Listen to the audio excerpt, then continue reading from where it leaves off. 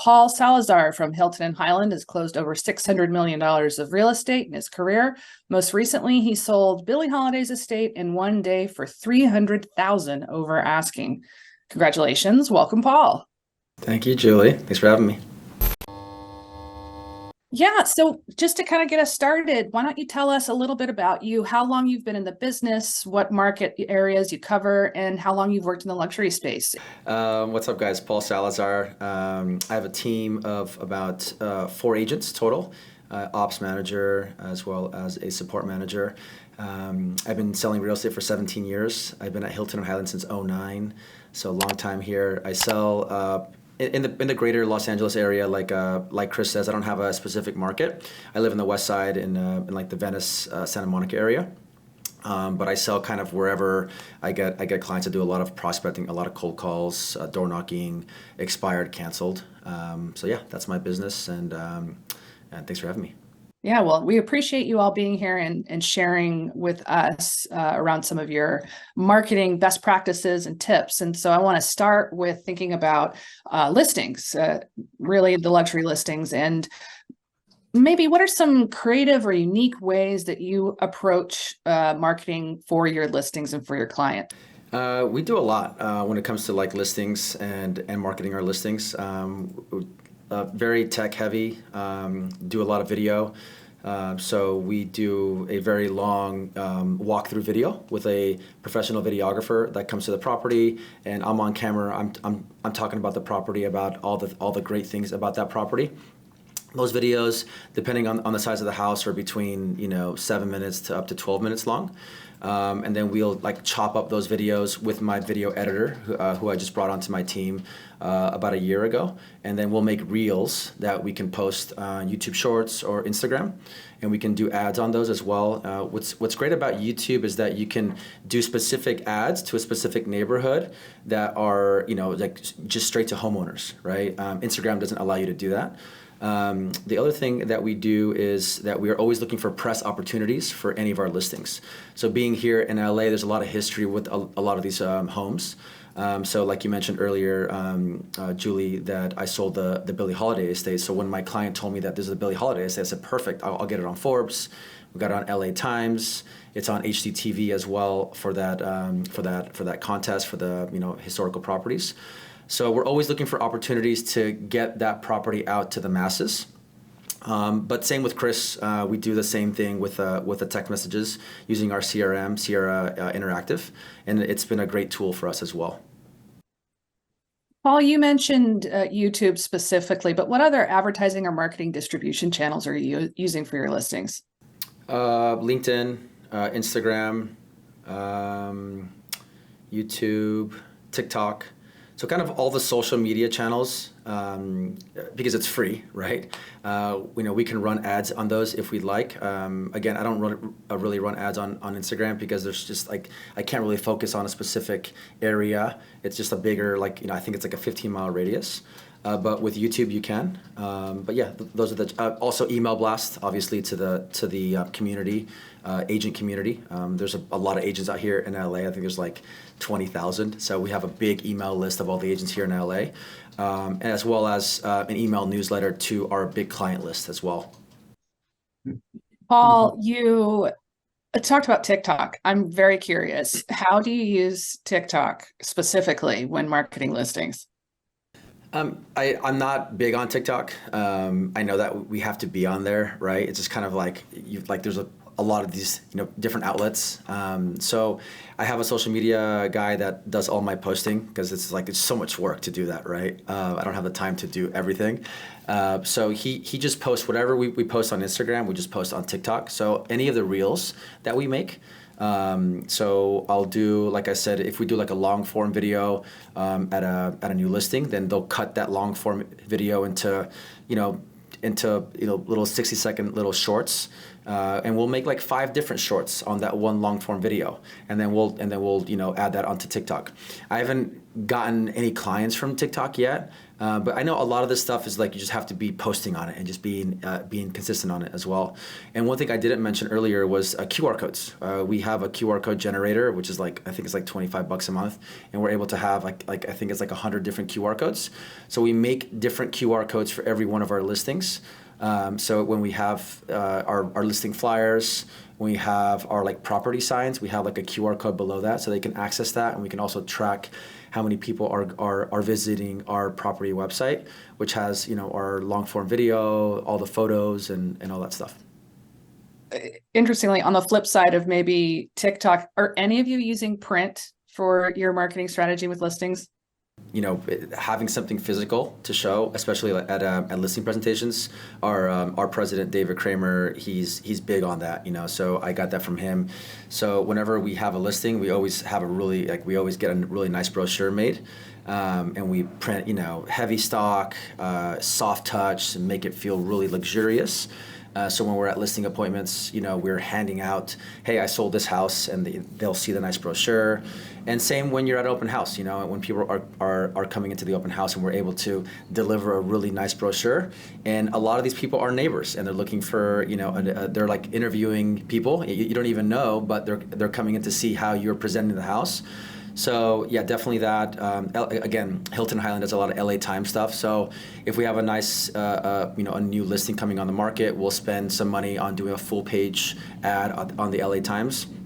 And like Chris said, here in LA, you know, a certain generation is like they have their LA Times every Saturday, every Sunday, and they're reading that paper, and they're flipping through the real estate section. So it's important to have that. So yeah, definitely do print. We see a lot of agents here in LA post 70 photos, 80 photos, and they're just like everything. There's no organization. So yeah, definitely try to like limit the photos down to like in between 20 and like 30 photos, depending on the house. I do a lot of expired and canceled listings. So a lot of the houses that I list are houses that are already on the market before. Sometimes they've been on the market for on and off for over 10 years. They haven't sold. So I go in there and I have a discussion on what we can do to the house to make it more presentable to the buyer. Because right now in LA, prices haven't really dropped that much. And sometimes in certain areas, they're actually going up. Even though other properties are just kind of sitting on the market and not selling. So the ones that are selling for top dollar are the ones that are move-in ready. Buyers are willing to pay top dollar for houses that they don't have to touch, right? So what I'm having, you know, these talks with the sellers is like, what can we do to really enhance the image of your house, right? Can we paint a room that was pink to like a neutral color, you know, white? Can we change your countertops to just like a white, you know, quartz countertop that's really cheap? Or can we paint your cabinets white and just change the hardware? So I like to advise my clients on doing like a very, very soft remodel that may cost them, you know, 15, 20 grand. And I've done this with a few different expired listings, where we'll take photos of what it looked like before and then after photos. And so now I have like brochures like that where I have before and after photos, and I'm actually showing this to now new prospective sellers on how we can make small changes and really enhance the way it looks. The other thing that we do is that we rotate our like top 5 to 6 photos on the MLS. So as you know, everybody's on Zillow or like Redfin or Realtor.com, and they always see like the main photo of the house, right? So we're rotating that main photo like every couple weeks to give it like a nice refresh, so that when people are on the MLS or on Zillow and they've already seen that house, well, now it's a new photo. Maybe they haven't clicked on that house yet, and now they're clicking on the kitchen instead of the exterior house photo. So we're getting a lot more views, and we're getting a lot more people coming to the house by doing that refresh every couple weeks. Great, thank you. We had a question from our audience. Paul, I think you mentioned the CRM you use. The question is, what CRMs do you use? Can you refresh our memory there? Sure. I use Sierra Interactive. That's SIERRA, Interactive. And what Chris was saying earlier about the mass text messages, Sierra actually does that as well. So what we do is we export a big file from title of like the 500 houses around one of our listings, and then we'll upload that CSV file into Vulcan 7. Vulcan 7 is like a prospecting tool that like spits out phone numbers and emails of homeowners. And then we'll put that, and then we'll take that CSV file and we'll upload it into our Sierra interactive CRM. And then from there, we're able to do a mass text message and a mass voicemail as well to promote our listings.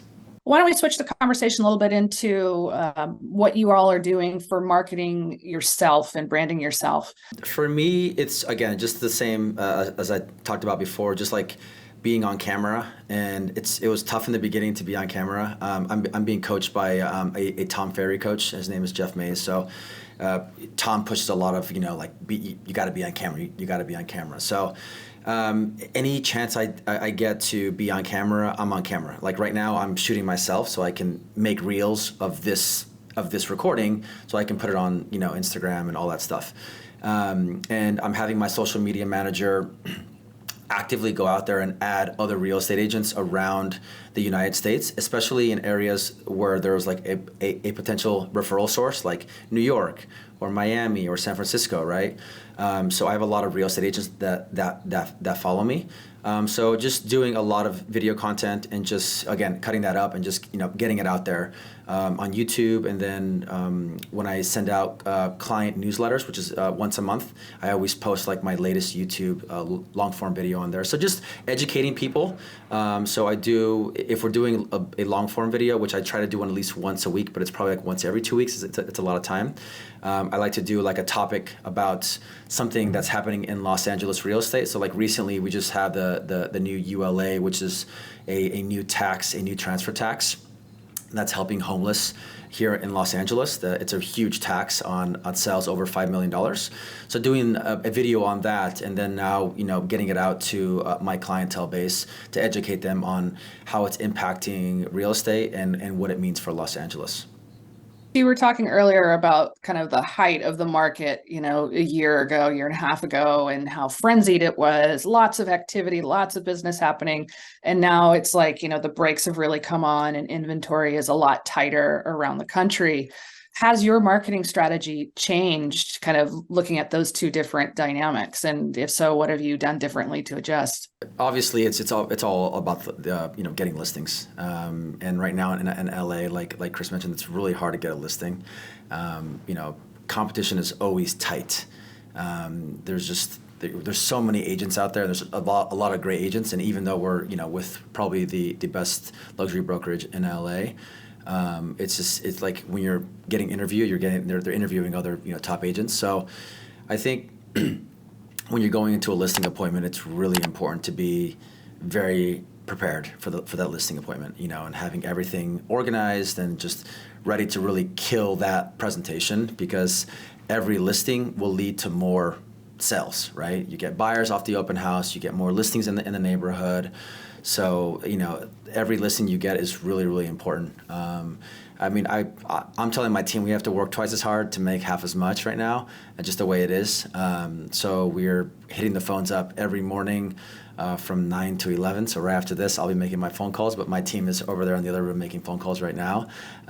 So we're just hitting the phones, and we're looking for sellers, and it's all about the follow-up game. It's always been like that, but now more than ever, you got to be really good with follow-ups, and having a CRM like Chris mentioned that is able to email you or like notify you that, hey, you got to call this person, is really, really important. So I don't know if the strategy's changed too much. Just have to work harder to make half as much, but it's okay. It's still a good market, and we're doing fine. Well, thank you all. You've talked a lot about the strategies and tactics that have worked really well for you. I'm just curious, like, how often do you make a mistake? What are things that maybe you've tried that just didn't work? What's your tolerance for that? Or do you just kind of stick to the same program? I can start if you guys want. We use a system called Trello. It's like a big board on your computer, and you can move things around, and you can add tasks and update. Like it's an amazing system. So I'd highly recommend it for anybody that wants to get organized in their business. So we're on Trello all the time, and we have workflows or checklists for everything, for price reduction, for open house, for brokers opens, for new listings, for a sell, an escrow, like buyer side, seller side. We have like probably 20 different checklists on there. So my ops manager, whenever we have a new, like a new price reduction, for instance, then we'll have a new checklist. We'll just move it over. Boom. We got 20 things to do. What are what are those 20 things? Obviously, we got to get the form signed to get a price reduction, and then we got to do an open house, and then boom, boom, boom, boom, boom, right? So it's really important if you want to be successful and grow your business is to have good checklist. It's the most important thing. Otherwise, you're going to forget things. And you can have a checklist on Excel. I mean, we have Trello, but you can have Excel, and that's fine. It's like as long as you're using that checklist and you're going down that numbered checklist is important. And I'll talk about our different technology stack. So we use Slack for communication within our team, which I love Slack. We have different channels and different groups for like different things. We also use Google Business, so we have Google Gmail for email. We use Google Drive to upload all of our documents. I think I'm very big on organization because I'm trying to grow my team and have more sales and more clients. So when you're trying to expand and grow, you have to make sure that you're organized so that things don't fall through the cracks. We covered a few different ways to get new clients. Are there any other ways that we haven't covered, maybe of where you're finding some of your new clients? I'll talk about one thing that I do. It's an event, but it's not for brokers. It's for actually just people. It's Tom Ferry calls it a mega open house, basically. So I'll hire like a taco person to come and make tacos, and we'll serve tequila. We'll do tacos and tequila. And it gives me an opportunity to be a host of a party. And I've gotten, every single one I've done, I've gotten clients from it. So buyers will come in, they'll be impressed, right? Or sellers, and they'll be like, and they'll give me a call later on. Like, hey, I saw you, at the open house, and I may not recognize who they are because I had a lot of people through there, but I'm able to, as they're eating, I'm there having a conversation. I have somebody else on my team there as well to be at the house, and so I'm in the backyard or in the front yard. Where we're making tacos and just having conversations. So that's a great way of meeting people and just again hosting a party, and so people respect that. Well, we've all talked about how much of an investment in your time and resources marketing is, but it's also a financial investment. So I'm just curious, maybe what are one of the top 2 or 3 things that you prioritize in terms of where you spend your marketing dollars? Right now I'm spending a lot of money on my business because I'm trying to grow my brand. So YouTube. I got a social media manager that I found on Upwork. So if you guys don't know Upwork, it's a great tool like Fiverr, where you can find people around the United States or the world. So like my social media guy is in Ireland. He's great. I got a video editor / graphic designer that I just hired last year. She's out of the Philippines. She's also amazing. So I'm kind of spending a lot of money on a lot of different things, print as well.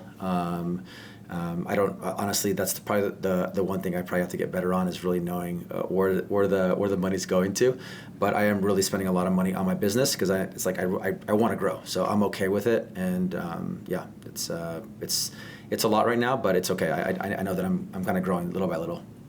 Paul, earlier you talked about having a coach, and you do some real estate coaching yourself. We have some folks in our audience who might not yet be in the luxury marketplace as an agent and are wanting to move in that direction. What are a couple pieces of advice you might have for them?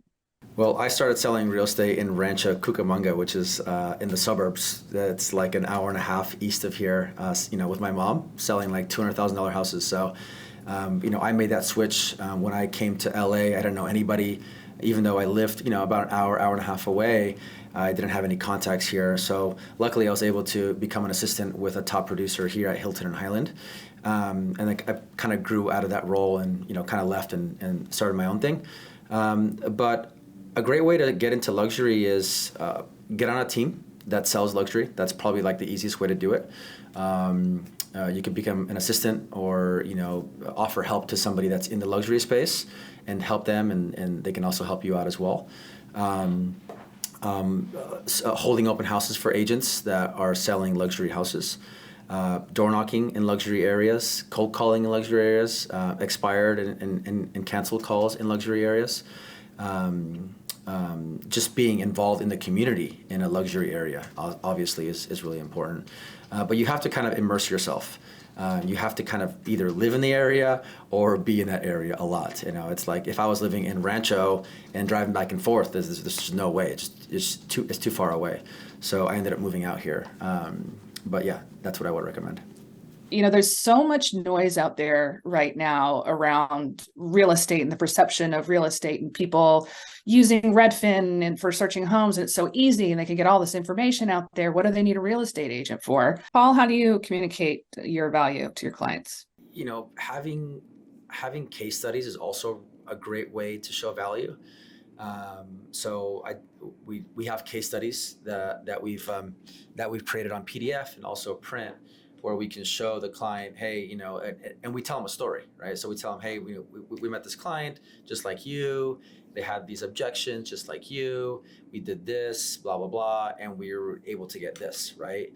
So people love hearing stories. So being a good storyteller is important. I'm still trying to hone on that as well.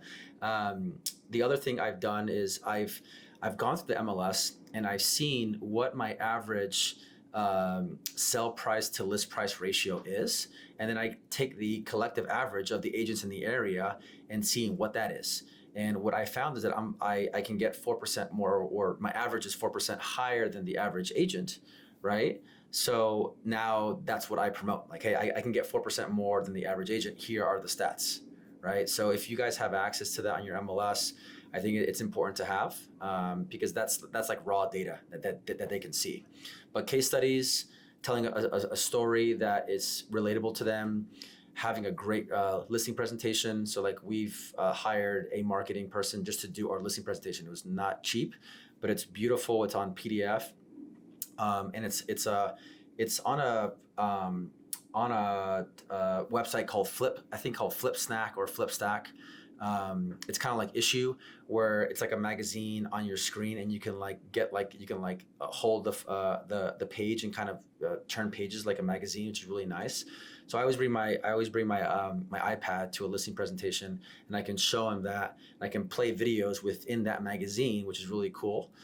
So just kind of, really, and then also the listing brochures, which I mentioned earlier on. So having really nice marketing materials is really, really important. Telling a story, showing case studies, and showing your data as well. Great. Thank you. Thank you all so much. This has been a great conversation. I just want to open it up to the audience. Are there any other questions? I know there's some active chatter in the chat, and I think we've answered everything there, but if there are other questions, please feel free to either put something into the chat or come on camera and ask the panel directly. While we wait for that, I want to second on Andrew's comment about their personality types. I think that's really, really important. There's a great book called Social Styles Handbook, that my coach recommended. It talks about the 4 different personality types, and it helped me save the $6 million deal. So I'm a big fan of it. So highly recommend reading that book and understanding the different personality types and how to have a conversation with every different type of person. Because if you don't know what the personality type after the first few minutes, and you're thinking that they're a driver and not an analytical, then you may not connect with them. So that's really important. I think especially when you're talking to a household or where there's more than one decision maker and they both think differently, understanding how each of them are approaching this can be key. Yeah. It's been such a treat to hear from our special guest this morning. So thank you again to Julie for hosting our conversation. And thank you to Chris, Paul, and Andrew for being a part of our panel. We truly are grateful for your time. As a reminder to everyone that's on the call, please keep a lookout for the follow-up email with a link to the lookbook, as well as some information from today's panel.